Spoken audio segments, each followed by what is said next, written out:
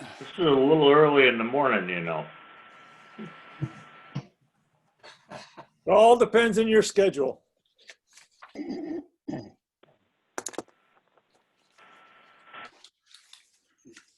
So I think we'll call the meeting to order, please. We have everyone here. Thank you for coming. I think we'll just follow the agenda as it's laid out unless there's any objection. So we'll go through the issues in the harbor management plan. There's some stuff about annual town meeting, which I can explain. I talked with the DPW yesterday. Fisheries letter, which is John Dwayne's, minutes of June 25th, and next meeting.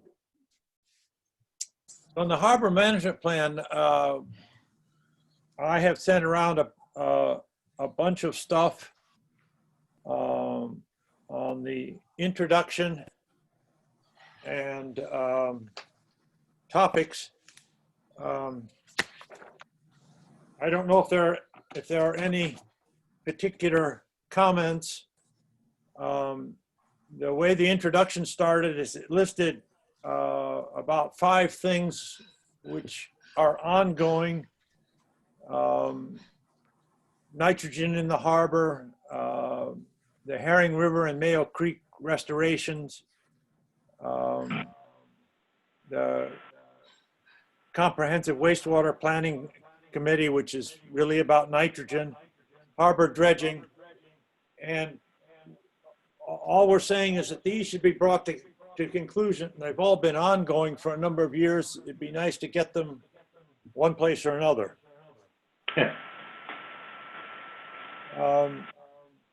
Then what I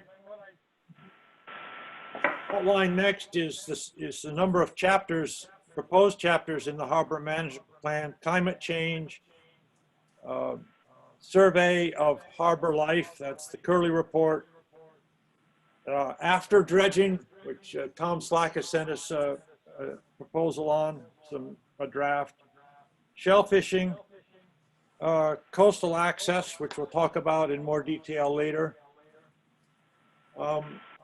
Does that seem like a reasonable start for the harbor management plan? Is there anything you'd like to add right up front?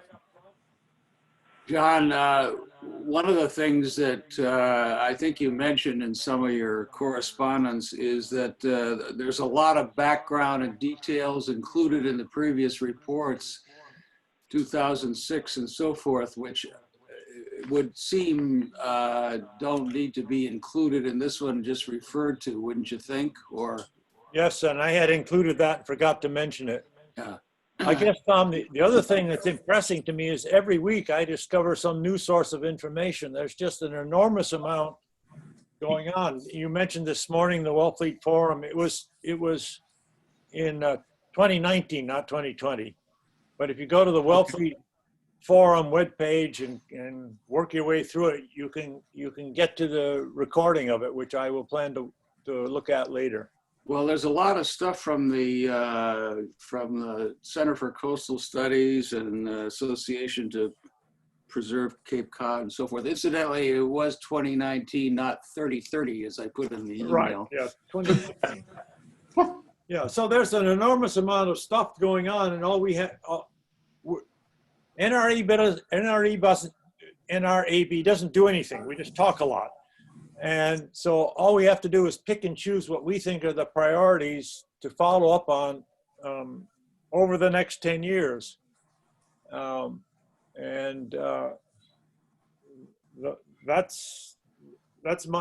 the way I wanted to start this with this. First, there are a number of things ongoing that should be completed. And these are the priorities we see for the next harbor management plan. So if anyone wants to make any changes now or in the next couple of meetings, please let me know and we'll pick up on it.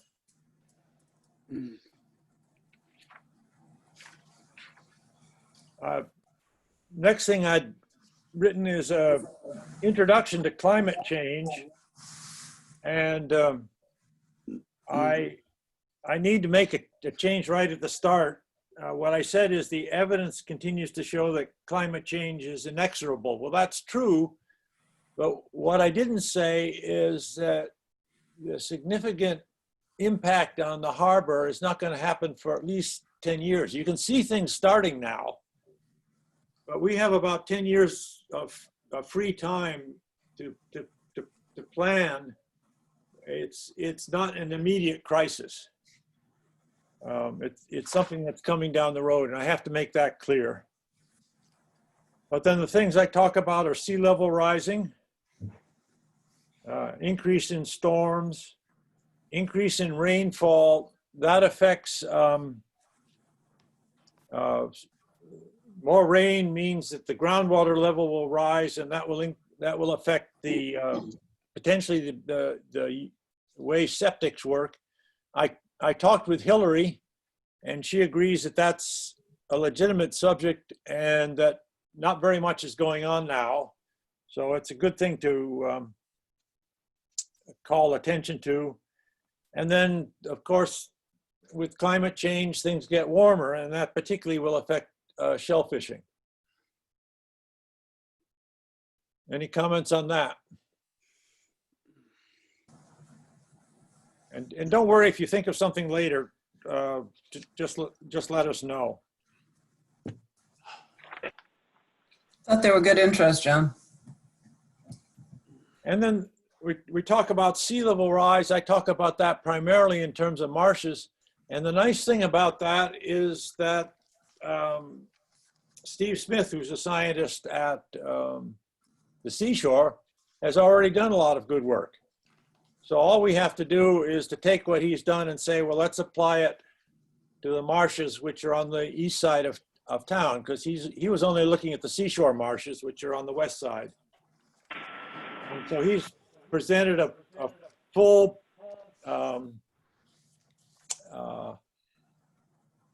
outline of how to proceed. I met by phone, I'm trying to pull out her name.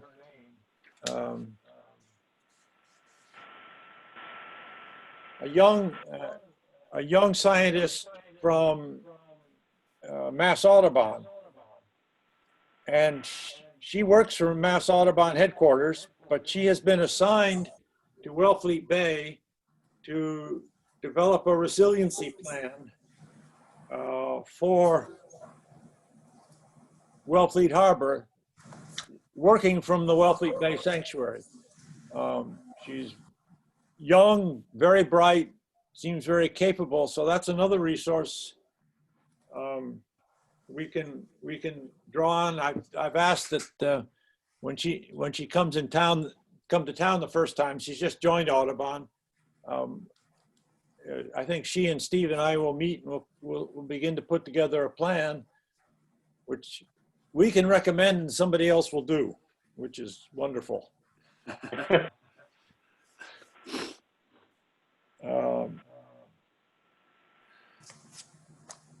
The one marsh I'm intrigued by particularly is the Duck Creek marshes up from Hamlin Farm, and then, or say Uncle Tim's Bridge and further east, because I have a theory that the way that the black mayonnaise gets trapped around the harbor, around the marina, has stopped sediments from getting up onto the Duck Creek marsh. And I think the prediction is that we would find that the Duck Creek marshes are a little lower than, say, Blackfish Creek. But we don't have any data, so it would be, to me personally, interesting. But the three recommendations are initiate a program of monitoring. That's what we're talking about. And then the other thing is, as sea level rises, the marshes will try to rise with it and move inland. And they won't be able to do that if what's behind the marsh is steep dunes. But if they're low-lying dunes, they can do that.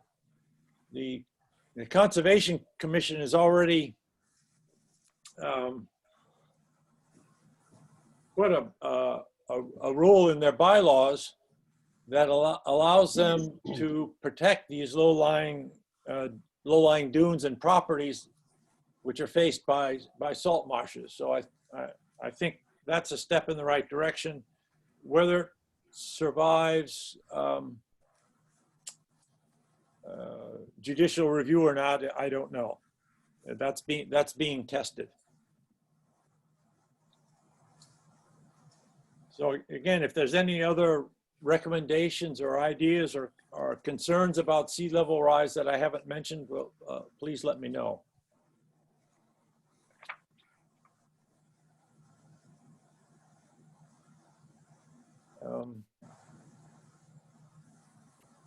And then I talked briefly about storms, and we just have to. There are two issues there. One is protecting town infrastructure, such as the east end of Commercial Avenue. That's something we can recommend, but not something we can particularly do. What we're concerned is the loss of shoreline and marshes due to storms, and if that begins to be a problem, then we have to think about putting up breakwaters. And I mentioned 3 towns that have breakwaters: Provincetown, Yarmouth, and Winthrop. And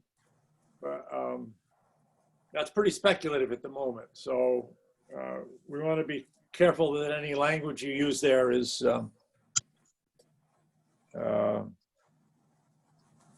cautionary, but not definitive. And then finally, warmer waters is primarily a shellfish issue.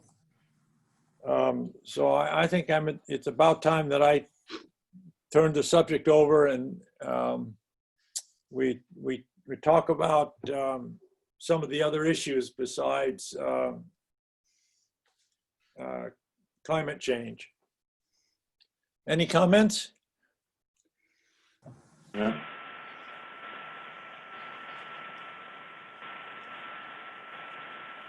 To keep you busy, John. This was not difficult stuff to write. John, you want to talk a little bit about the Curley report? So the Curley report, we haven't heard back from Owen again. I honestly think I have a little tickle to call him in August. I know he was finishing up the report that he was doing for Friends of Herring River, which was, mostly about the changes to do with the restoration over there, the restoration project in the harbor. And he was going to get back to us afterwards. I know that he said he was trying to figure out what to do with us. And so I don't really have much of an update to do on where Owen is at. He's the Center for Coastal Studies. I was going to actually ask you, or anybody, if they know how long the Center of Coastal Studies has been around. Do you know when they were founded? How long they've been here? If about 20 years, I could find that out if you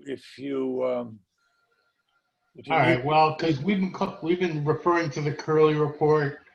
When it comes to shellfishing, the section Laura and I were supposed to be working at, I started banging away a little bit at it. I cut the chapter from the plan, from the old plan that you did in 2005, and it's pretty thorough what you did back then.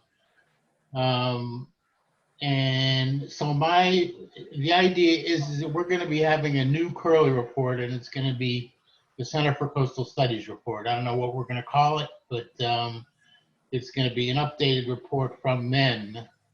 And so in terms of talking about the Curley report, it's going to be updated by the Center for Coastal Studies. There's going to be a lot of stuff that will be included, all the the chemistry, the fish species. The shellfishing will be a large chapter, I'm sure. I'm not sure about the birds. I don't think the birds are going to be as big a part of it, or if they are, we could certainly get that and include that from the Audubon. They would probably have a good study of what kind of seabirds are around now. John, I'm a birder, so I'm interested in birds, and it occurred to me that by tracking certain specific species, we could learn a lot about the harbor health, which is what the Curley report is about.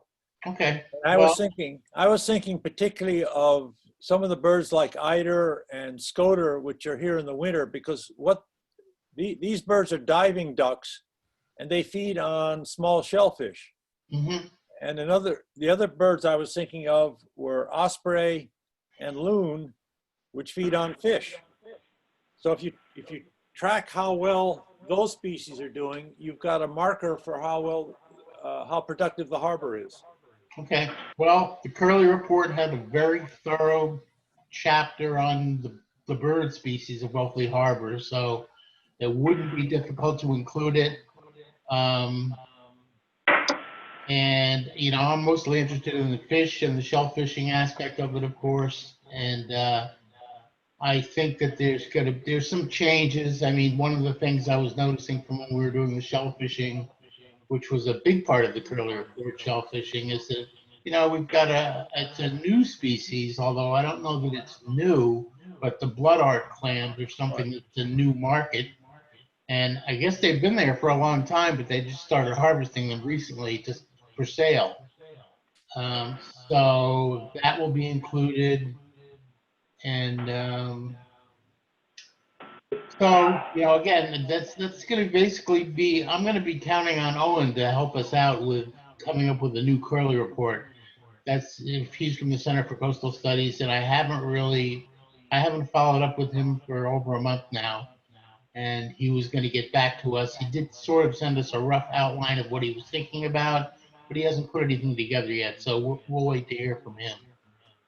I think you're meeting next week with Nancy Savetta.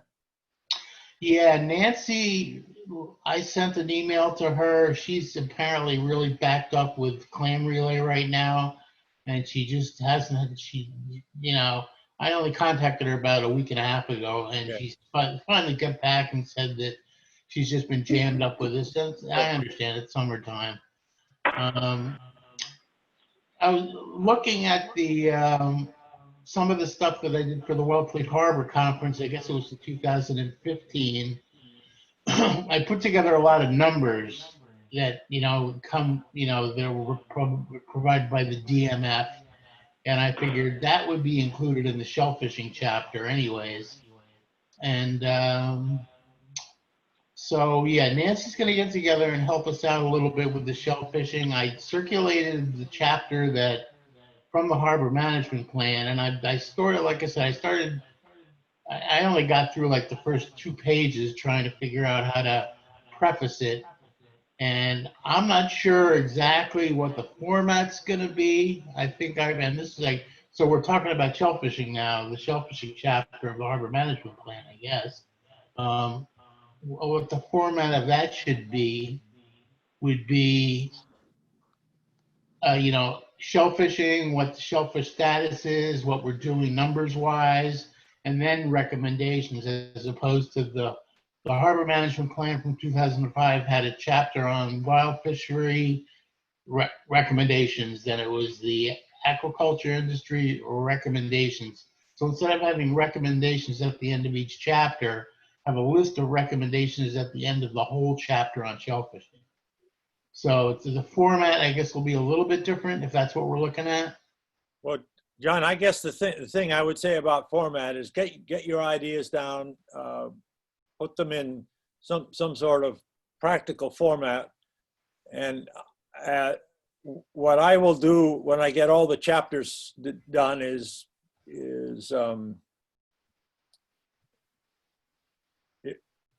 how should I make them consistent with each other, make the formats consistent. All right. So, I will take on that editing responsibility. That's no well, problem. whenever you come up with a draft of the climate change chapter, for instance, or whatever you're going to do, maybe that would help. I mean, it's Well, that's what I just talked about. So, oh, well, it was very elaborate. You know, like I said, the harbor management plan from 2005, and it seems to me you were the guiding force between that. So I think it's up probably at, you know, you as the chair, and also just the fact that you're sort of the guiding force here too, come up with what you envision this new harbor management plan looking like. I think one of the things, John, that I have in mind is there's so much stuff going on. Rather than going through the whole exercise of reviewing it all, I think we just reference the key points. And what's critical for me is what are the recommendations? What's the plan going forward? So compared to the 2006 and 1995 harbor management plans, which were laying out, which were educational, they were laying out some basic thoughts. I want to see a plan which is shorter and much more focused. Okay. And that makes it easier on those of us who are doing the writing, and I think it make it a more useful product at this point. All right. You know, my thoughts when it comes to that is I think we're going to be including a lot more, obviously a lot of hyperlinks. So we're going to be referring to links for other people to guide them at the end of a paragraph, or you're going to be referring to links, and that'll make it easy for people. And I think it also it'll make it a lot more concise. When you do meet with Nancy, I had a couple of concerns. One is I'm not sure how good her data is on the wild harvest. And I'd ask you to look into that because in terms of monitoring the health of the harbor, it's the wild harvest which is important, not the. You're talking about recreational? Yeah. No, Okay. no, wild harvest, commercial and recreational. All right. Well, commercial's easy because I mean, those numbers are provided to the DMF. Okay. When it comes to recreational picking, that's basically anecdotal. I mean, nobody counts how many bushels people walk off the flats with. And that's pretty small. So if you got good commercial numbers, that's important. The other thing is that Jim and Nancy have both raised some issues about shellfish access, and I'd like where there are questions and concerns, I'd like us to address those, not necessarily just site by site, but see if we can develop some principles that would guide the Shellfish Constable and the Board of Selectmen in ensuring that that the shellfishermen continue to get good access. I think that's an important part of the town. All right. Here's a thought that I had. That shellfishing access point document that circulated around and that we still have from, I don't know when that was prepared. It was a shellfish 5 years ago. 5 years ago? Yeah, it's old. Yeah. So, there was a map attached to that. Those numbers 1 through 16. There was a map that had each one of those numbers on it, and so it was a 2-page document. And I, for the life of me, can't find it in my computer. It's possible it's one of my old hard drives that I've long lost, but I'll try to find it again. However, the Shellfish Advisory Board is meeting the middle of next month. I want to say it's the 16th or something like that. Whenever we're meeting, I'm going to get an updated access point. I want to find out what the new Shellfish Advisory Board has to say about access, show them that document, see if there's any changes that they have. Nancy attends those meetings, so she'll be there through Zoom, I guess. But I think it would be a good idea to update that just to make sure that we're all on the same page.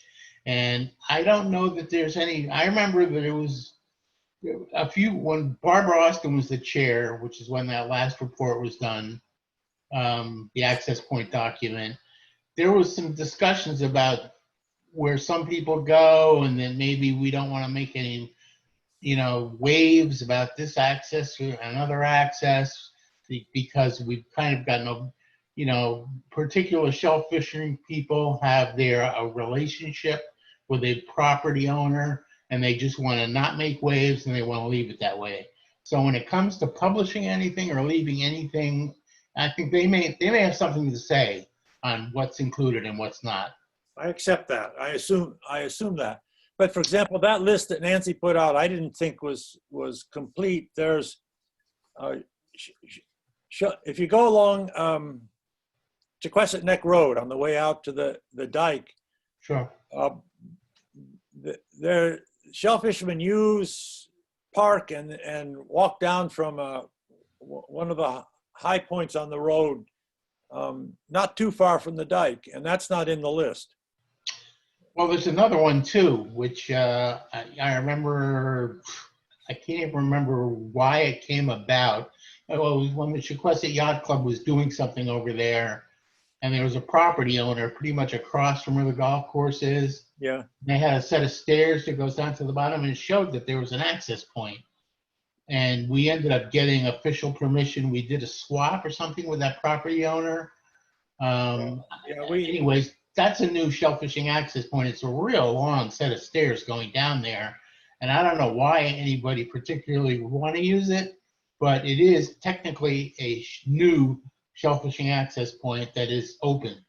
So Jim, Tom, it should be included. Jim and Tom, Tom Flynn, have you any comments on how you think we should proceed on this point?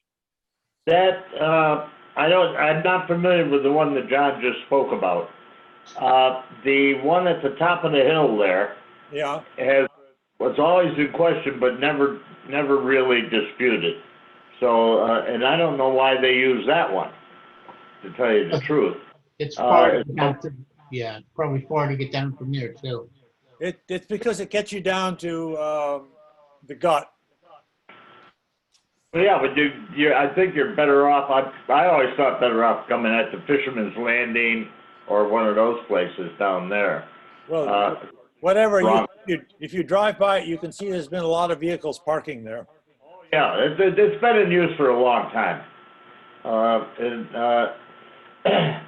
So it must be worth using, and I hope we can protect it.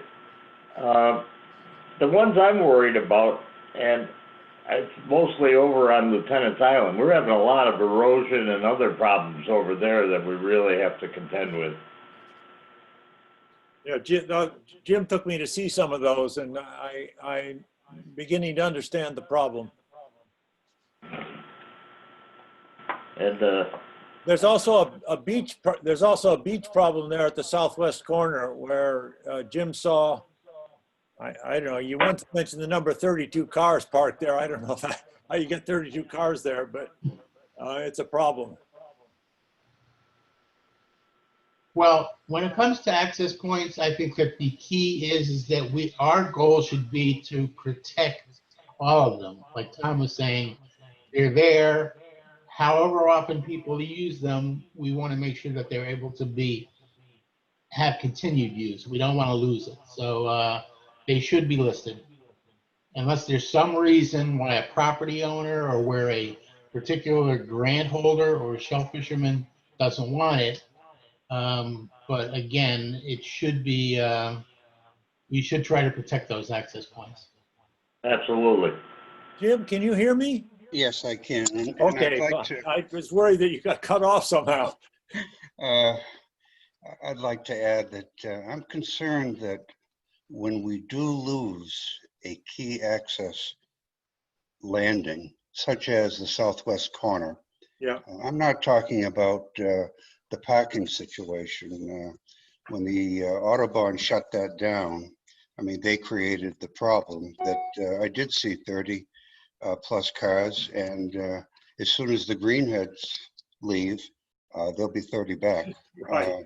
And they park alongside the marsh. But again, that's Autobahn's situation they made, and it's now their property. What concerns me is once an access is taken away, And that was a key access, the only access that we have for the Lieutenant Island shoreline. It's taken away. I do think because of things that have changed in recent years, we don't consider them to be lost forever. That as part of an access portion of a committee, we do the work, we explain what's being lost, and ask the selectmen again, would you like to do something about it? Ultimately, they have to make that decision. And we have to decide, do we want to pursue it? And that's what I see as a role in the access committee when I was on it several years ago. I did hear some potentially good news when I sat in on the open space committee meeting a couple of days ago. They are looking at getting a right to cross, a right to use the path that goes across the boathouse property. And That's in writing? what? We should finally get that in writing. We've been trying that since I was on the committee. No, they're working with the owners, and it would be a formal document in writing that would give people a right to use the path across to the boathouse beach, and that's a beach where, well, as Jim knows, you can go shellfishing from there, but you can also use it as a recreational beach. So we'd have to do something like that at the other side of the island. But we have to consider we have to manage the parking. You can't open it up and ignore the parking. Right, because one of the things you have there where the boathouse is, that parking area is wetter longer every tide. You know, since over the years, that's gotten lower. You know, if we wait 10 or 20 years, the problem will go away. You'll access it by boat. Yeah, you have to go by boat. So one other thing, John Dwayne, I thought we could include in a Curly type report, and this is that it's important to shell fishermen, important to the harbor to have horseshoe crabs, and the Audubon is doing a monitoring of that. The Audubon is also monitoring diamondback terrapins, and both horseshoe crabs and diamondback terrapins are herbivores. So if you can track the population of those and show that the population is not limited by their food supply, that's a good piece of evidence that the harbor is productive in terms of producing green material for animals to eat. And of course, shellfish eat green material too, it's phytoplankton. So one of the things you might consider is, should we be monitoring the concentration of phytoplankton in the harbor? Well, you're too small for me to count, so somebody else will have to do that. I think you have to do some sort of a sieving and then weighing. Well, so that process was in effect about 10 years ago. The Mass Shellfish that asked for volunteers, and I did that on a regular basis.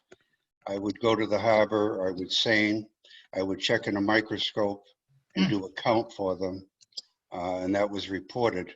But that evidently died out, and they know my microscope and all the equipment is back to them, and that program is no longer in existence. But they did do that at one time. huh. Okay, is there a document somewhere that shows that the results? I hope so, because I would send in a report weekly. And they tried to come up with, and there was a spike in this particular organism, linking it with the strandings. And they tried to correlate that. And there did seem, every time there was a stranding, there was a high concentration of these things. But I don't know what they did with the data. Well, I think it's one of the critical things we'll face with this report is to ensure that whatever we recommend continues to be done, because there's an awful lot of history of stop and start. That's why, for example, the terrapin studies at Mass Audubon are important, because they've been going on for 30 years.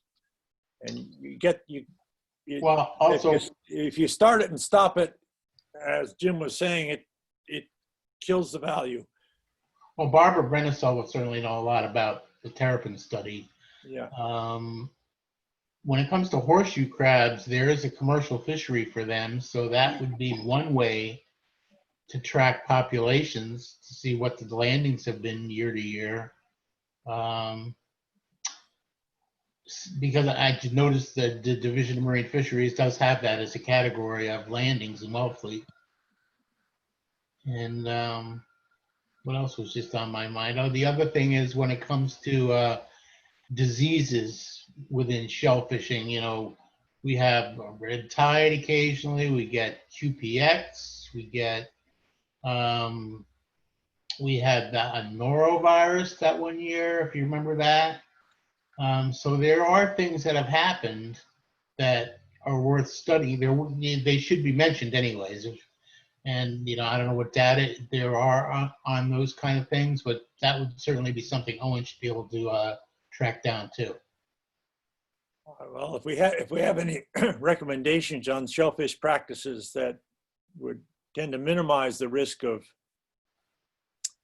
shellfish illnesses affecting the crop, that would be useful to include. Yeah, well, icing is something that the Division of Marine Fisheries, when it comes to commercial landings, proper icing is like it's a big focus. So there's certainly recommendations. There's requirements of what kind of icing you have to do. How long they can be off, you know, once you pick them, how long they have to be before they can actually go into a cooler with ice on them. Let me move on, if I may, to dredging. Tom Slack has given us a good draft of, as he calls it, after dredging, not the current dredging. Tom, you want to say a few words about that?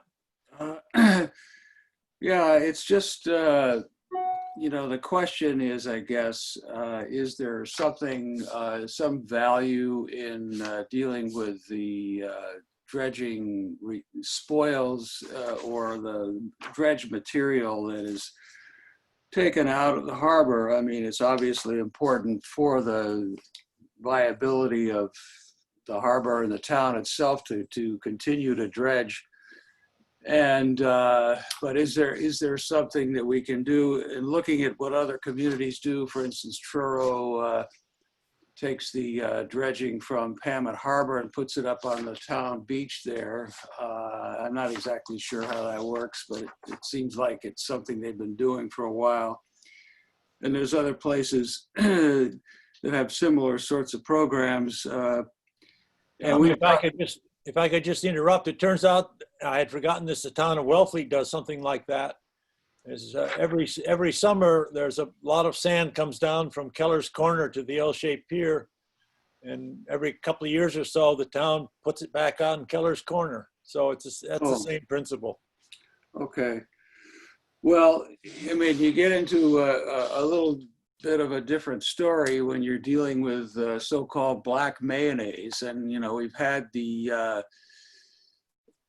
study by the Center for Coastal Studies, which shows that the material is not toxic, either organic or inorganic, I guess. And so the question is, instead of just dumping it out to sea, is there some value in just helping to use it to replenish some of the receding marshland and so on.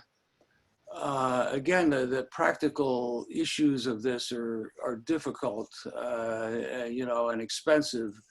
So, but there are things that need to be explored, and that leads to the next issue of the so-called thin layer placement. And there's places in Louisiana, New Jersey, all up and down the Atlantic coast.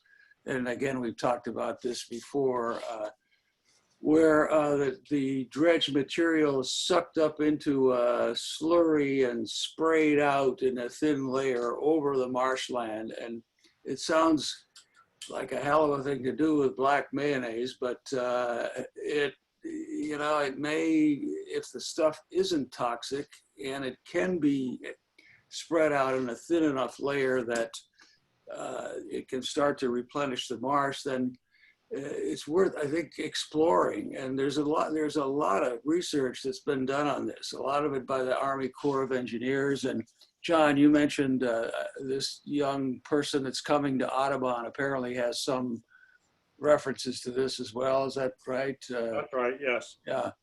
So, you know, and you know, Tom Flynn has indicated, and we have before, that we have to get all this through state regulators if we were to even think about it. You know, I mean, it is something that's been done in a lot of communities. It has potential value, especially in replenishing the marshes. So one of the recommendations would be to do some, either fund or do some sort of formal study of whether we could do it in Wellfleet or not. So, and then in that regard, we need to get the final report from Agnes Mittermeier and the Center for Coastal Studies report on the thing that she reported at the State of the Harbor Conference on the so-called black custard, she called it, versus black mayo, to see again if it's worth pursuing any further. And so that's an issue. And then finally, you know, is there something we can do to reduce the need for dredging so in such a large scale? Does that mean maintenance dredging? Does it mean the town purchases a dredge or shares in the purchase of a dredge with, you know, with other communities on the Cape? You know, does it mean, are there things that could be done to infrastructure? And again, this has also been looked at, I guess, before, the changing of the railroad bridge thing, of even reorienting the pier itself. You know, those are all things that have been talked about, but should they be studied more formally, you know, engineering and all that. So anyway, that's a few things. I had a couple of thoughts on the thin layer deposition. If Mayo Creek is restored, the tidal waters that move into the marsh will come from the north channel of the marina, and you'll get a natural thin layer deposition process. So I would appreciate it if you would mention in your chapter that restoration of Mayo Creek could help alleviate some of the black mayonnaise accumulation. The other thing I'm trying to do, Tom, is to get some data from the harbor master's office on what is the composition of the dredge material from the federal channel. That's the first piece of dredging that's going to happen. It's a channel that comes from down harbor right up to the L-shaped pier. And my understanding is that most of that dredge material is some form of sand. And and if so, we could ask if there aren't better places to put it than back out into the middle of Cape Cod Bay. Hmm. But I don't have any data, so that's a pure speculation on my part. Well, John, wasn't there something done? There's some Bourne engineering report that's on the town website that they did an analysis of some of that stuff out there. I thought, anyway, I can I check. asked, turns out that Mike Flanagan is retiring into this year, and a man called Will, I've forgotten his last name, I'm sorry, is likely to take over. So I sent Will an email, but I didn't think to look on the website. So I'll look for the Bourne report on the website. That probably has the data I wanted. Okay, well, The- yeah. If we have good sand out there, the Audubon has expressed an interest in taking that sand. What would they use it for, Tom? They're protecting their shoreline. That's interesting. The young woman I talked about, I found her name here. It's Danielle Perry, and she's looking primarily, of course, at the Audubon marshes, both at the main sanctuary and on Lieutenant Island. And I mentioned to her, to me, totally appropriate, because I think those are the most vulnerable marshes we've got. They're low-lying. They're open to any of the strong southwest winds. So they're the perfect test for maintaining the marshes. Well, Duck Harbor would be important. Every day I drive by the well there, between the well and Duck Creek, and I'm wondering how long that's going to last, but that keeps falling, and the water, the ocean keeps coming up into there further or farther. Yeah. That's a vulnerable area. It's not vulnerable from the standpoint of erosion like the open beaches are, but it is washing away.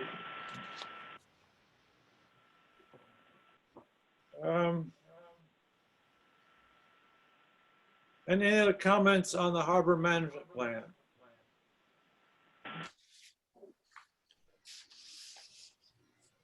So I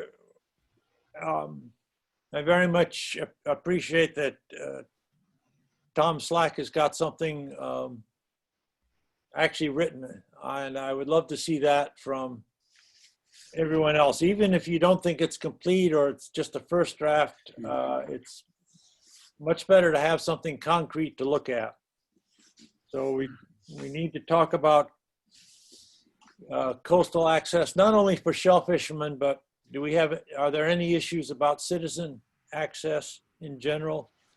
For example, the southwest corner of Lieutenant Island is not only used by shell fishermen, but used by bathers. So there are two issues there. Talked about the Curley report. I see I have a note to myself too about shell fishing is we want to support the work that the committee is doing to minimize plastics in the harbor. I don't know how they can possibly deal with microplastics though. But John, there's one other thing in terms of shellfishing access that we talked about at the Open Space Committee, and that is they're looking at doing something about the end of Hiawatha. What's that called? Sutter or something? Sewell's Gutter. Sewell's Gutter, yeah. We went down there just to look at the property. There's the end of that beach area is town-owned property that they were thinking of putting it under Conscom protection. And while we were down there, the woman that lives in the house at the end, Ann something or other, came out and gave us a torrid harangue about shell fishing guys coming down there in their trucks and tearing up the beach. And so the only comment I would make is that if there is an access, that it be respected and that kind of thing. So, You're talking about on the far side of Sewell's Gutter, Sounds like Omaha Road. it's Omaha Road, right? yeah, all right. But is she a Sterling you're talking about? What's that? The gal that came down and talked to you in the house there? Is she a Yeah. Sterling? Did she tell you who she was? Yeah, her name is Ann. It has a Polish-sounding last name. I can't remember. Okay. Wilikowski or something like that. I don't know. Huh. Anyway, she had some good points, although, it was totally, by the time we got done listening, we were ready to get the hell out of there. But All right, Anyway. I'll bring that up at the Shellfish Advisory Board meeting. well, it's interesting. It's a typical bureaucratic kind of nightmare. I mean, she goes to the shellfish warden. She goes to the harbor master. She goes to Suzanne Grout Thomas, and each one is pointing the finger at the other one. As to, Well, so the anyway, trucks are definitely commercial shell fishermen that have grants out there. And that was one of the sensitive access points when we were Right. putting that plan together 5 years ago. So I'll see if there's anything new that we should know about over there. well, the only thing I would worry about is her putting up a bunch of rocks or something down there. Oh, really? Well, they can't do that. Well, All she's right, not going to do that, but Well, there's a long history of some antagonism between some of the residents on Indian Neck and the shell fishermen. And Omaha Beach Road is owned by the association. It's not a townway. yeah. It doesn't belong to the owner on the corner either. It belongs to the association. The last thing we want is for the association to decide they're going to close it. And that would close off an enormous number of shellfish grants. well, So I think I think Yeah, it's what an it important would be- issue that we get resolved to the satisfaction of all parties. Now, are we talking the north side of the gutter or the south side? South side. South. Where? Omaha Road, south side. Side, okay. Because the north side's got some state land down there. Well, the north side, there is technically a way to get to the water down there by foot, but not by truck. You can't use a truck to get down. Right. You could, sorry, Tom, I may have misunderstood your question. If you go all the way down to the south end of Indian Neck, there is a state, they own salt marsh and some beach there. And you can't restrict access to that. Right. But we're talking about a road that goes right next to Sewell's Gutter, just on the south side of Sewell's Gutter. And that does not go to state land. Right. In fact, the beach all the way down, from the Sewell's Gutter to all the grants is privately owned. So I think there's an important issue to get resolved satisfactorily. As long as we're on access points, John or anybody else could I ask you to revise that document that's lists 1 through 16 and add any new access points that you believe should be there, and just change it as name it another document and email it around to the group here so that I can bring it to the Shellfish meeting next month. Jim, will you be willing to do that? You know the shellfishing locations better than I do. Well, yes, but I'm trying to, what I would like to do is get into the town hall to go over some of our minutes. And I've been trying to get in touch with Tom Flynn, but I have not been successful. My apologies. I've been a little crazy here, but I'll see if I can do better.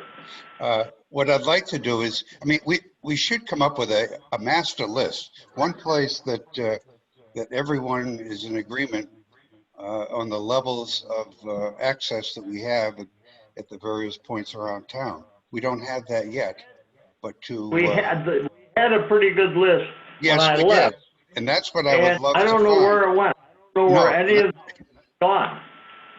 I think if maybe we could access the files, they've got to be somewhere. And we had that list. And Yeah, we that's, had categories and lists, yeah. I'm not sure, John, what you asked me to do Well, on that? are you talking about the coastal and pond access files from years ago? Yes. Yeah. So my understanding is those files, they either got thrown out or they're just not there anymore. They used to No, be. I've been in they did let me in the town hall for a little bit. Okay, And our files with all the minutes, and we had a fantastic secretary. okay. He did a really good job. And I started to go through them for a particular issue that Nancy had asked me to find out for. And I did. So our minutes are there.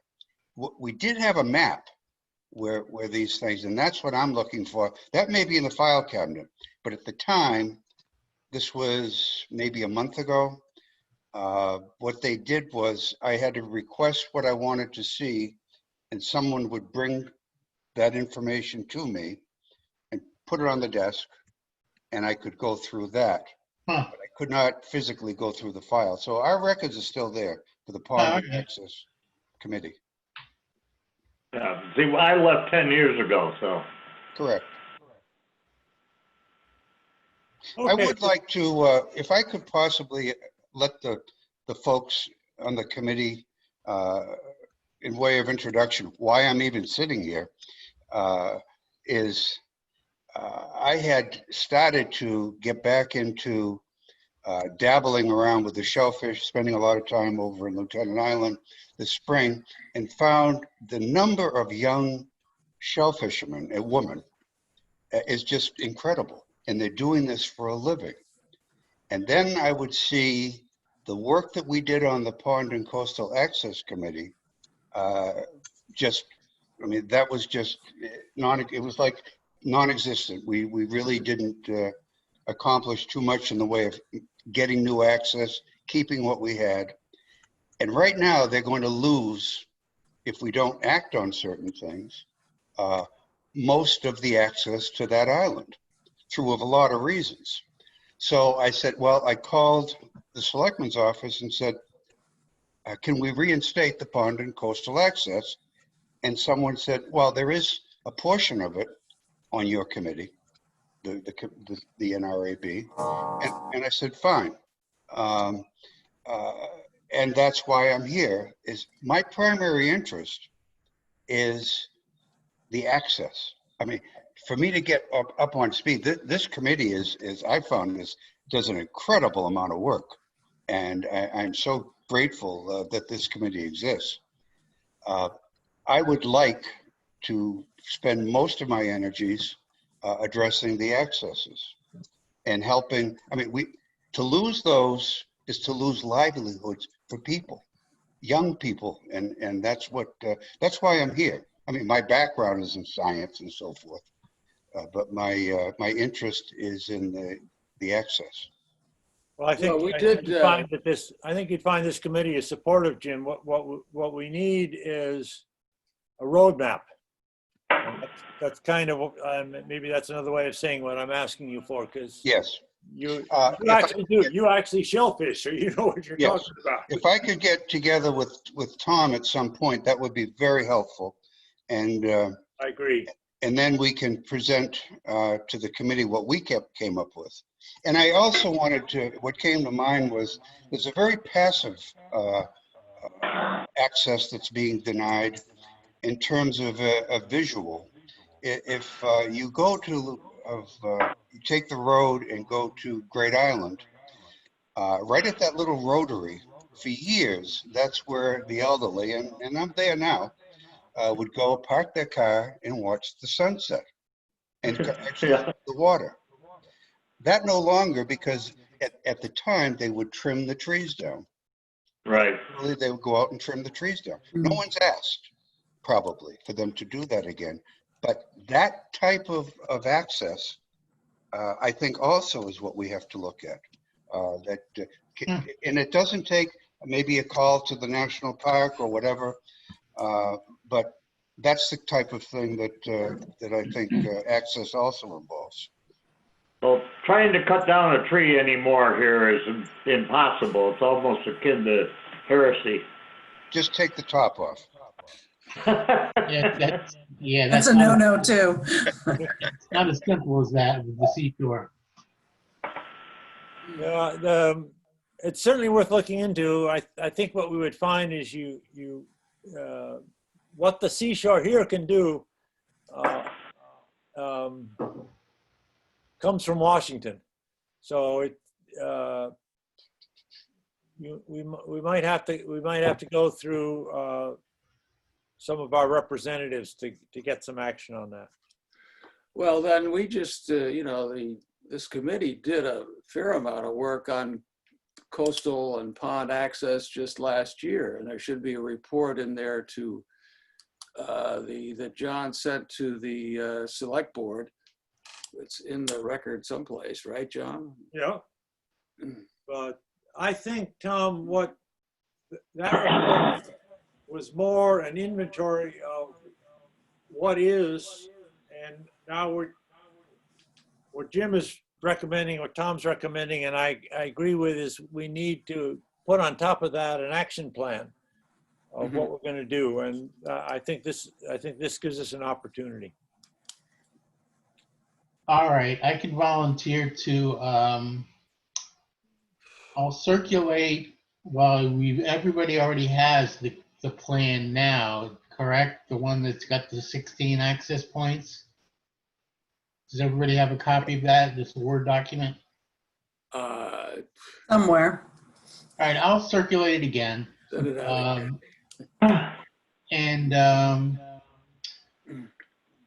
Jim, I'll copy you on that too, because if you want to be involved in that, so that I'm going to try to get it on the agenda for the Shellfish Advisory Board meeting next month. And we will try to get their take on any new access points that they should know about, that we should know about. And when it comes to the second step about verifying that this is still an access or ever was an access or can be continued to be used as an access, that's going to be town council's probably going to be the one, or somebody's going to need to do some research legally. I mean, it's usually what it ends up coming down to is there has there been continuous use over a certain amount of time? Is it an actual town landing? Somewhere in that coastal and pond access folder, I found from the town meeting minutes of like 1962 or something like that, a map showing the boathouse town landing there. It was apparently that is on record as being, it had something to do with a swap where there was going to be a repair of the bridge. And in order to do that, the town had to have access. So there's I found that document in that folder, and I'm sure there's a wealth of information there if anybody wants to dig around and look and see what they can find. I'm going to go back to the town and ask for permission to go into the town hall, which they will give me. And again, see if I can actually physically get to a file cabinet and see what's in it. And Yeah, also, there was a lot of stuff in there. They just let me go down there and look at it, but that was years ago. On our website, I'm going to wrap this up because I want to move on. I think we've got the right people involved. On our website, there is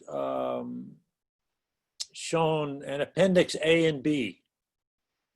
Appendix B is some work done by Durant Echeverria, who went through the legal ownerships for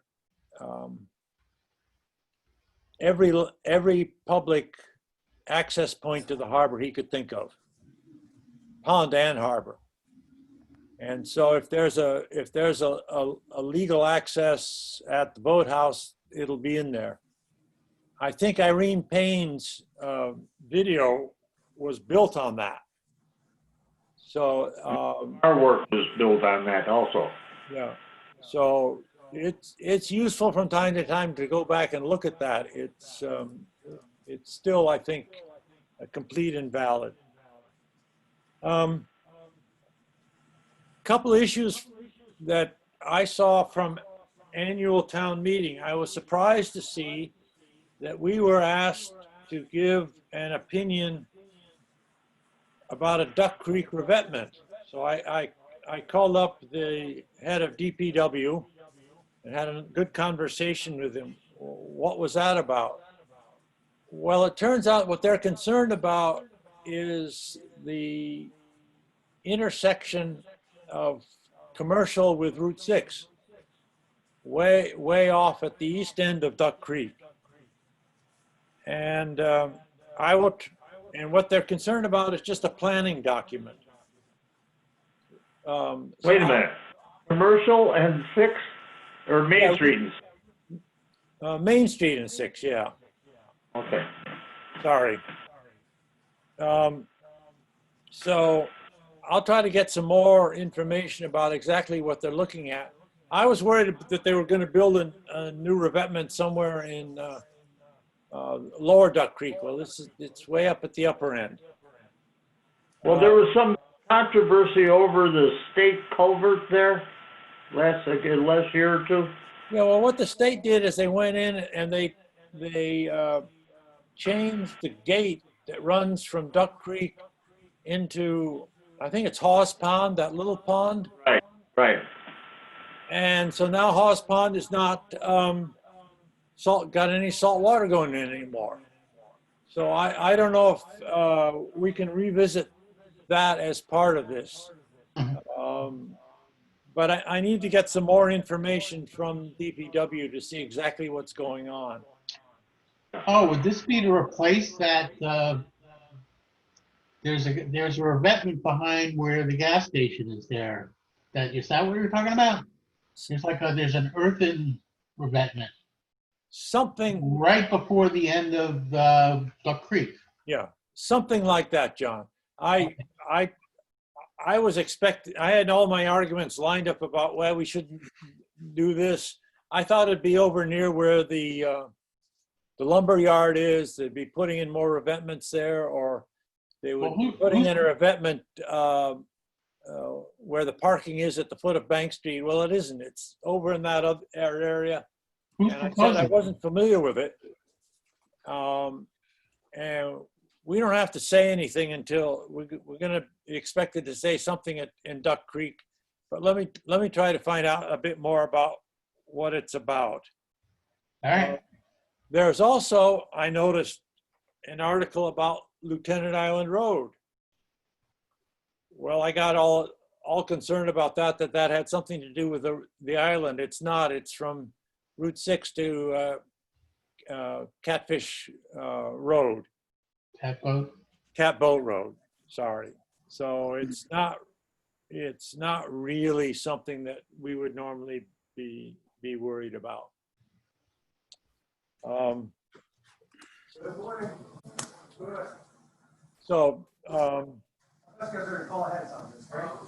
I apologize for popping out. My CEO called and I had to pick it up. Oh, well. As I'm still employed, so. Priorities. Yep. The other thing there are two other things that are going on, which are smaller. There is, at Keller's Corner, they're worried about some erosion, and they want to put a revetment in place there. DPW does.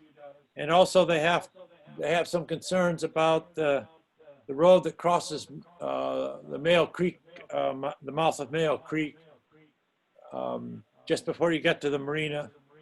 So there's several issues I would want to go sort of look at and see what's going on. The one that the one on Lieutenant Island Road is way outside of our purview because it's nowhere near the harbor.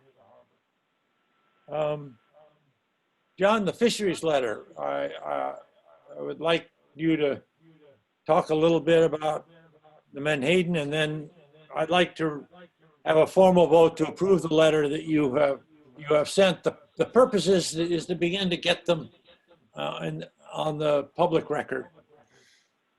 Okay, so the Menhaden letter I just prepared, which was dated the 19th, I sent around a bunch of copies, but the one dated the 19th was the final letter. The gist of it is that the Atlantic States Marine Fisheries Commission is on the verge of approving ecological management for Menhaden. In other words, taking into consideration Menhaden's role as forage as opposed to just what Menhaden can do for the people that fish for Menhaden, namely omega protein, the industrial fishery, and the bait fishery. So that's a good thing. I'm meeting today with this coalition I belong to, and I will forward. There's a document just came out that's the ASMFC packet that's going to be discussed at the next meeting. I think it's the technical committee or the ERP work group meeting. I forget which one exactly it is, but there's a lot of really smart scientists working on this stuff, and a lot of it's sort of over my head. However, the bottom line is there's a bunch of different models that they're weighing to figure out what is the ecosystem function of the model going to be. In other words, what species are they concerned about? And it looks like what they're leaning towards is basing it on what's good for the striped bass population based on striped bass being at the proper target level for striped bass. So if striped bass are at their appropriate level, this is how many Menhaden would need to be in the water to supply the proper amount of forage for striped bass. And so that's what's being discussed today in this little group I belong to. Again, there's a lengthy document that just came out that shows you the whole history of where this ecosystem process has come from. And it's interesting. It's just it's a lot of, somebody's put a lot of work into it. It's been about 8 years in the process now, and it's finally coming to an end. And it looks like August 4th at the Atlantic States Marine Fisheries Commission meeting, they're going to adopt one of these models to go into effect. I believe it's going to be for next year's fishing, so that the new limits will be set based on ecosystem target levels and reference points for next year. So it's kind of a big step. People have been fighting for this for a long time, and that was the point of the letter, just to say they're doing a good job.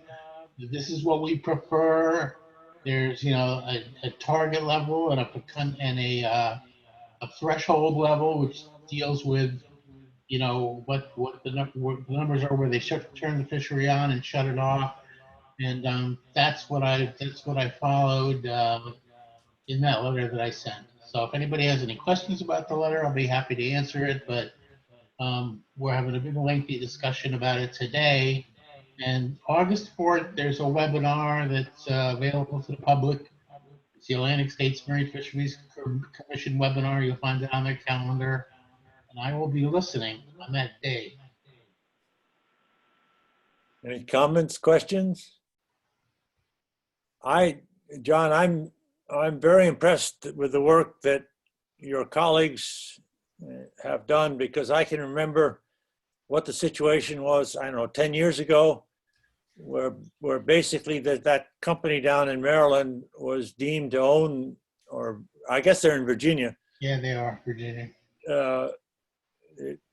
The point of view was that they own the Menhaden, and what the rest of us thought didn't count. And it's been a tremendous change, and I appreciate your patience in helping to move this along.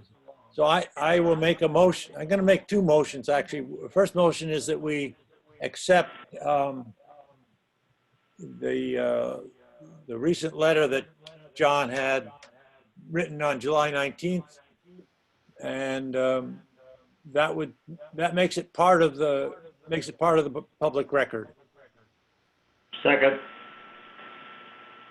All in favor? Yes. Yes. Aye. Yes. Yes. Any opposed? So done. The other thing I would like to suggest is that John provide us at the next meeting all the letters that he has written, let's say in the past 3 years on this subject. And I don't expect you to read them, guys. Don't panic. What I want to do is get them all on public record. And we All right. have been lax in doing that. Mm. So we will expect that for the next meeting. Along those lines, They are all, by the way, they are already in a public record. It's just not in the town of Wellfleet files. They're on a public record in the group that's overseeing the management of the process. well, so they do get sent to the Board of Selectmen, pretty much every one of them.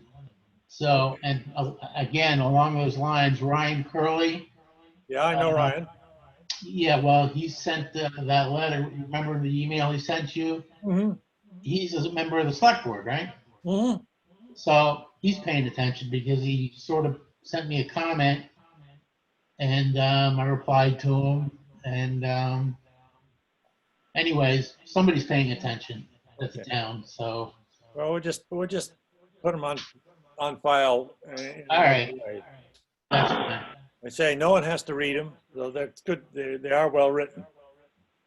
We have some minutes from our meeting of June 25th, which I would like to see approved. Are there any comments or corrections? May I have a motion, please? So move. Second, Second. all in favor? In favor, Aye. yes. Someone had, please say yes, guys. I don't Yes. have to write them again. Yes. Yes. Thank you. Thank you. Next meeting will be toward the end of August. Is everyone going to be able to make a meeting somewhere between the 20th and 31st? That sounds reasonable. Yes. Okay, no one's traveling, in other words. What about time of day? Do you prefer 8:30 or 4:30 or late afternoon or evening? What's preferred? I think this morning is good. If we can stay away from the 27th of August, that would help me. Well, at least you're not traveling, Laura. That's No, I have a big presentation on Zoom, so. okay. Well, we'll keep that in mind. I Morning is fine for me. will look for morning meetings sometime after the 20th of August. Won't start asking for a few weeks, but that's the goal. I think we all have some work to do. I appreciate the interest and support we're getting, so let's keep pushing it.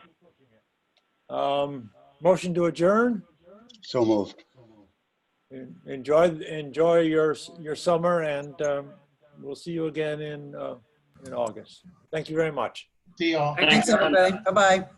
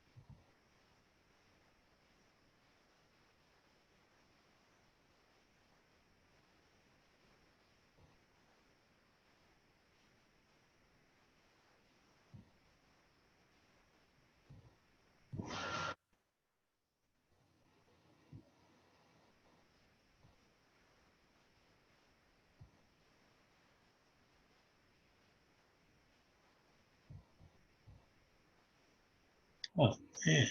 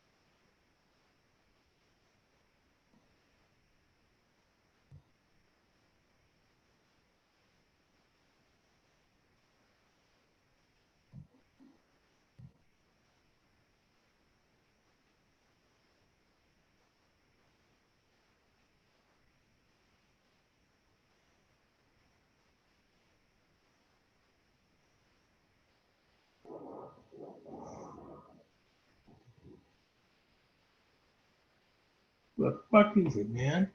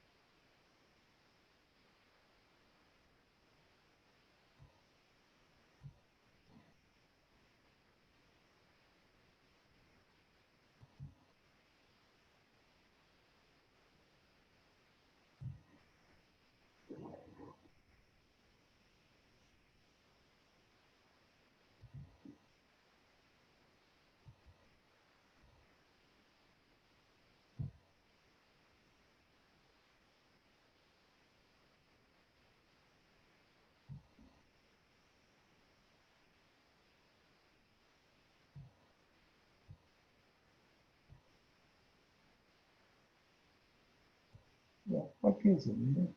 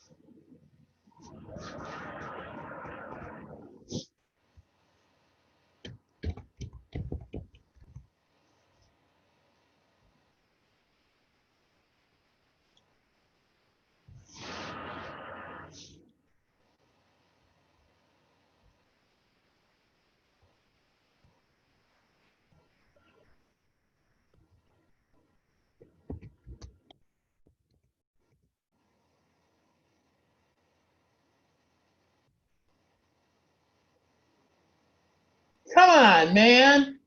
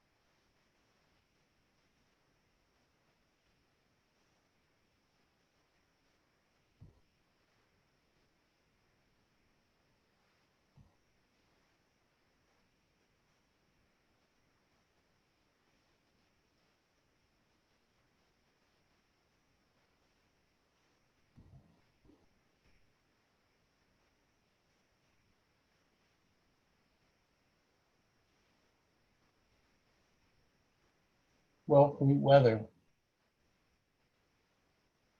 It's 81 degrees and sunny and welcome.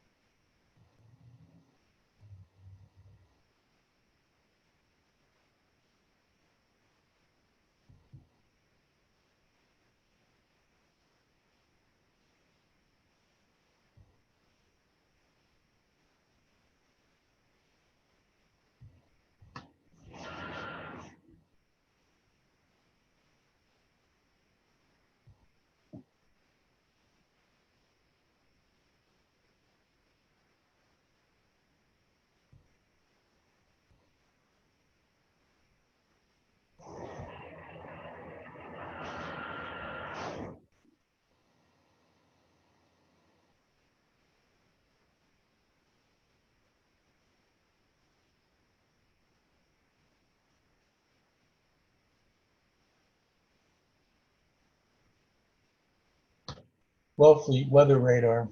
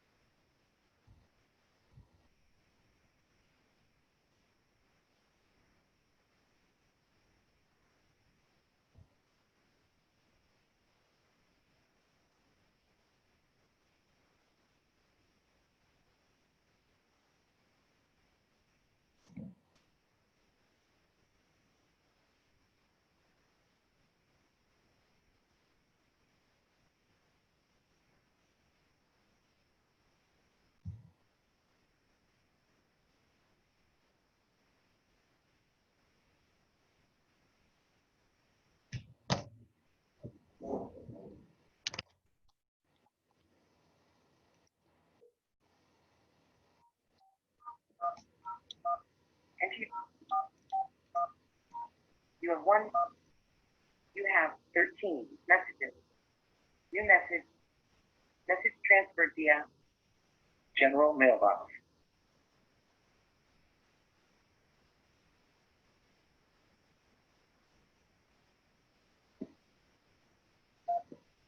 Message erased.